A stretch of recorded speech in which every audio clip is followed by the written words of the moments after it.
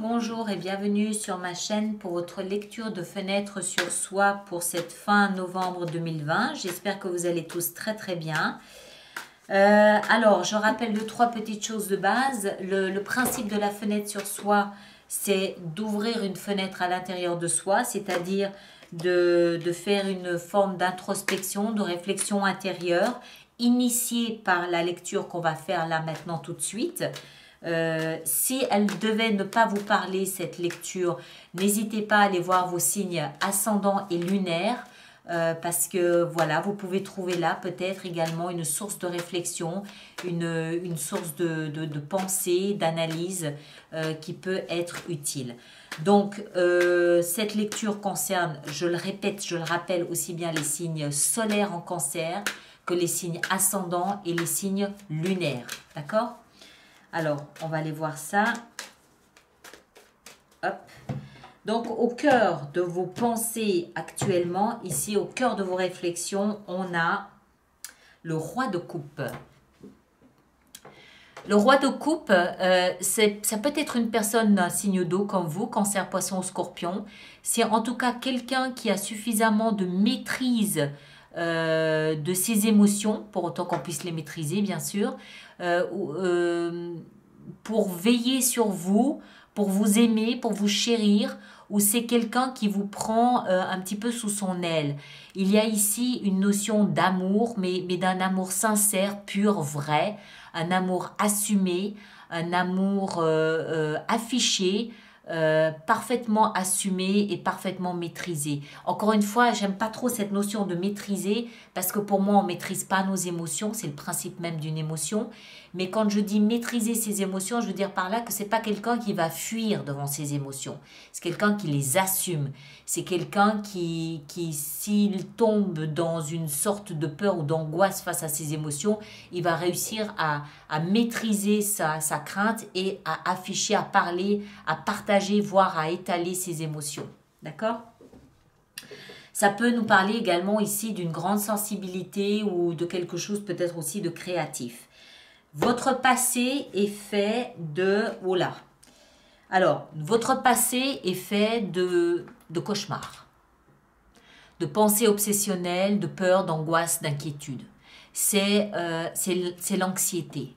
Il y avait quelque chose qui vous angoissait, quelque chose qui vous empêchait de dormir les deux yeux bien fermés. Je ne sais pas, une peur de l'avenir, pardon, la peur de l'avenir, la peur de cet amour, la peur de ne pas partager cet amour, la peur de ne plus le recevoir. Il y avait une angoisse, une anxiété plutôt, qui amène à ce roi de coupe. À ce roi de coupe. C'est peut-être quelque chose que vous ne pensiez pas avoir, que vous ne pensiez pas obtenir et qui au final se révèle être là. Je ne sais pas, on va continuer, on va essayer de comprendre. Dans votre tête, vous avez la reine d'épée. Dans votre tête, les choses sont limpides, elles sont claires, elles sont nettement définies. Il n'y a pas de doute, il n'y a pas d'hésitation, il n'y a pas de demi-mesure, non, c'est clair, c'est net, je comprends, je vois, je veux, j'accède, j'adhère complètement à ce qui est en train de se passer. Personne ne pourrait vous fourvoyer avec une énergie comme ça dans votre tête. Ça peut peut-être aussi nous expliquer que vous êtes très dans la tête en ce moment, très dans l'analyse mentale, très dans la recherche de compréhension de ce qui est en train de se passer. Mais pour moi, ce n'est pas trop le thème principal qui émerge ici. Pour moi, le thème principal, c'est personne aujourd'hui ne pourrait vous fourvoyer. Vous voyez clairement, c'est l'œil de l'aigle. Alors, dans le mental, ça veut dire que vous êtes parfaitement capable d'analyser la situation et de la comprendre telle qu'elle est réellement. Rien ne vous échappe. Vous captez tout, vous percevez tout et vous savez ce qu'il en est. D'accord ? Ce qui vous porte, le socle, les fondations, la 3 de bâton. La 3 de bâton, elle nous parle ici de patience. Je pense que vous avez fait preuve de beaucoup de patience. Beaucoup. Vous saviez ce que vous vouliez, vous saviez ce que vous espériez, vous saviez ce que vous attendiez, vous saviez ce qui vous était probablement dû, décerné, ce qui vous était réservé et vous l'avez attendu patiemment et patiemment et patiemment, tout en vous employant à tourner le dos au passé. L'issue vraisemblable, c'est la force. Je ne sais pas combien de personnes ont eu cette carte ici en issue. La force ici, elle nous explique que eh ben, ce qui va émerger de ça, c'est une grande force intérieure, une maîtrise de la peur. Alors, quand on voit que le passé est fait d'anxiété, l'issue est faite de maîtrise de sa peur, on comprend qu'il y a ici un processus important par lequel vous êtes passé ou que vous êtes en train de passer et qui est aujourd'hui au cœur de vos pensées, où vous avez résolument, peut-être jour après jour, en tout cas durant 3 ans, à mon avis, travailler sur vous laisser le passé derrière et peut-être cultiver une forme de patience, cultiver une forme de maîtrise. Peut-être que l'anxiété était due à une forme d'impatience, c'est possible aussi, mais vous avez développé quelque chose d'extrêmement important, un socle, une base faite de patience et de patience. Et c'est ce sur quoi vous vous appuyez. C'est devenu une force, c'est devenu vos fondations. Donc c'est important, c'est une valeur sur laquelle vous savez que vous pouvez bâtir, vous savez que vous pouvez vous appuyer. À côté de ça, dans votre tête, c'est limpide. Il y a, encore une fois, personne ne peut vous raconter des histoires, personne. Vous savez très exactement ce qui se passe pas, pourquoi, comment, ce que vous voulez pas. La tête est à sa place. La tête ne gère pas les émotions ne gèrent pas la pensée. La pensée gère, le mental gère ses pensées, point. Et vos pensées, elles sont claires. En plus, ici au cœur de votre lecture, vous avez peut-être une personne qui vous soutient émotionnellement, qui vous protège émotionnellement. Si ça n'est pas une personne, c'est que vous avez développé une forme de maîtrise de vos émotions, c'est-à-dire que vous ne vous laissez pas déborder par vos émotions, vous les assumez. Vous les affichez, vous les assumez, vous les revendiquez. Pourquoi? Parce que, encore une fois, vous avez un socle extrêmement solide que vous avez bâti.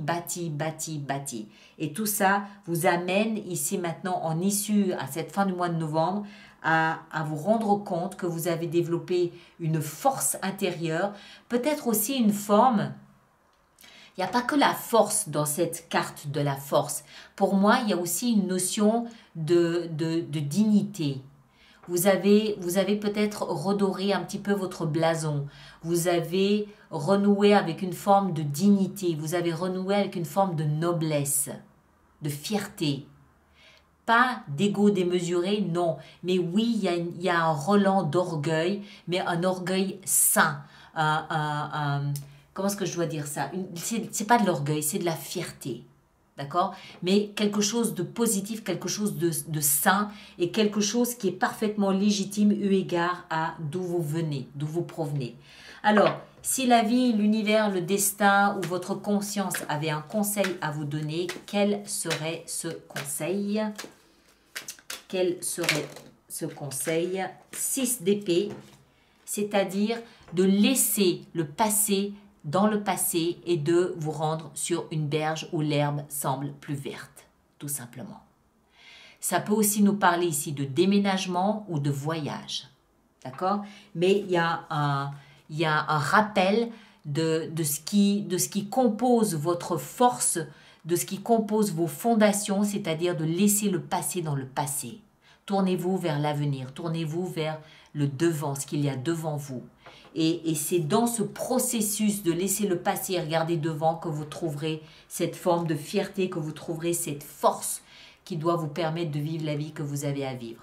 Conseil donné, 6 d'épée, laissez le drame, l'anxiété, les cauchemars, les laisser derrière vous et vous tourner vers l'avenir. D'accord? Je m'arrête là, mes très chers. Merci de partager, de liker, de me laisser vos commentaires. Et puis, on se retrouve, nous, le 25 novembre prochain pour les lectures mensuelles, habituelles de ces derniers mois de l'année, le mois de décembre. Et on ne sera pas mécontent, en tout cas en ce qui me concerne, je ne suis pas mécontente de mettre un terme à cette année 2020 qui a été quand même assez particulière, il faut le dire. Voilà, je vous laisse là. Merci beaucoup et à très bientôt. Merci bien.